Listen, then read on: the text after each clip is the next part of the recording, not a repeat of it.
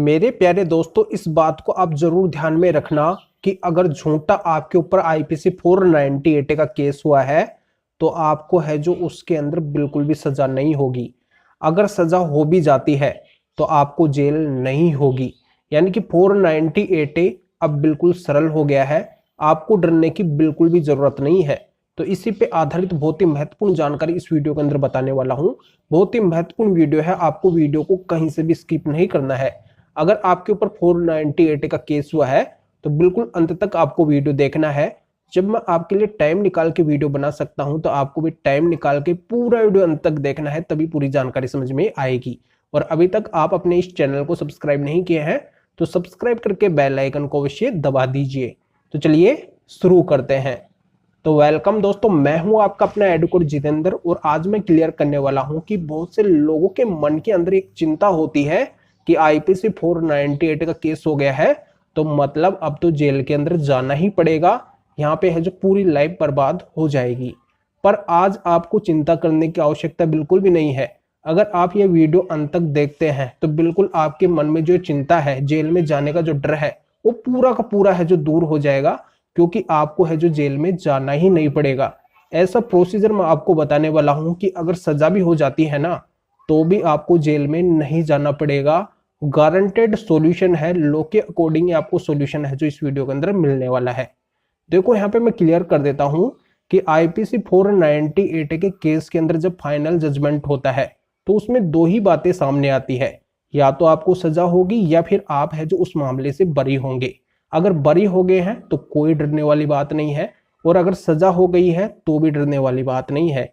सजा हो गई है तो 498 के सेक्शन में सजा के तौर पे 3 साल तक की सजा हो सकती है। तो यहाँ पे जब सजा हो गई है तो उसमें जेल की सजा होती है ये। पर यहाँ पे क्या आपको तुरंत जेल के अंदर जाना पड़ेगा? अगर ऐसी सजा हो जाती है तो नहीं, आपको जेल के अंदर नहीं जाना पड़ेगा। जब फाइनल जजमेंट होता है तो उसके 5, 7, 10 दिन के बाद में एक सेंटेंसिंग की डेट आपको मिलती है, और उस सेंटेंसिंग के डेट के अंदर है जो आपके एडवोकेट साहब है जो आपकी बात रखते हैं कि आपको सजा कम होनी चाहिए थी, आपको है जो ज्यादा सजा है जो इस जजमेंट के अंदर हो गई है। तो आपके सजा कम होने के ऊपर है जो आपके एडवोकेट साहब है जो उस सेंटेंसिंग की डेट के अंदर आर्ग्यू करेंगे, आपकी बात है जो अच्छे से उस कोर्ट के अंदर रखेंगे, जिससे आपकी सजा है जो उस सेंटेंसिंग की डेट के अकॉर्डिंग है जो कम भी हो सकती है। यानी कि आपको है जो उतनी सजा नहीं होगी, यानी कि कम होने के हैं जो यहाँ पे चांस बन जाते हैं। अब सेंटेंसिंग की डेट के अंदर भी अगर जेल के ऑर्डर हो जाते हैं, यानी कि अगर आपको फिर भी अगर सजा सुनाई जाती है तो फिर भी मन के अंदर चिंता होती है कि अब तो जेल के अंदर जाना ही पड़ेगा। नहीं, आपको अब भी जेल के अंदर नहीं जाना पड़ेगा। फिर आपको क्या करना है कि उस कोर्ट के अंदर 389 सीआरपीसी के सब क्लॉज 3 के अकॉर्डिंग एक एप्लीकेशन लगाना पड़ेगा कि आप अपील के अंदर जाना चाहते हैं, उस ऑर्डर को है जो आप चैलेंज करना चाहते हैं। और फिर 30 डे के अंदर है जो आपको अपीली कोर्ट के अंदर जाकर अपील डालनी पड़ेगी कि जैसे अगर एमएम कोर्ट का वो ऑर्डर हुआ है तो आपको सेशन कोर्ट के अंदर है जो अपील डालनी पड़ेगी, और वहां पे आपको सीआरपीसी के सेक्शन 389 के सब क्लोज 1 के अकॉर्डिंग एक एप्लीकेशन लगानी पड़ेगी। तो जब तक आपकी अपील वहां पे पेंडिंग रहेगी, आपकी सुनवाई जब तक वहां पे होगी अपीलीय कोर्ट के अंदर, तब तक है जो आपको जेल के अंदर जाना ही नहीं पड़ेगा। जैसे गलत तरीके से 498 का ऑर्डर हुआ है, मतलब आपके ऊपर है जो गलत तरीके से सजा लगाई गई है, आपको है जो गलत तरीके से सजा हुई है, तो आप अपनी बात है जो अच्छे से अपीलीय कोर्ट के अंदर रख सकते हैं। यानी कि जैसे अगर आप सेशन कोर्ट में अपील डाल रहे हैं तो वहां पे अपनी बात है जो अच्छे से रख के विद एविडेंस रख के आप है जो उस केस से पूरी तरह से भी बरी हो सकते हैं, यानी कि आपको जेल के अंदर जाना ही नहीं पड़ेगा।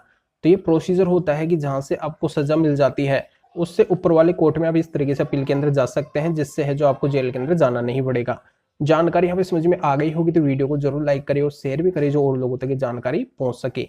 तो वीडियो देखने के लिए आप सभी का बहुत बहुत धन्यवाद।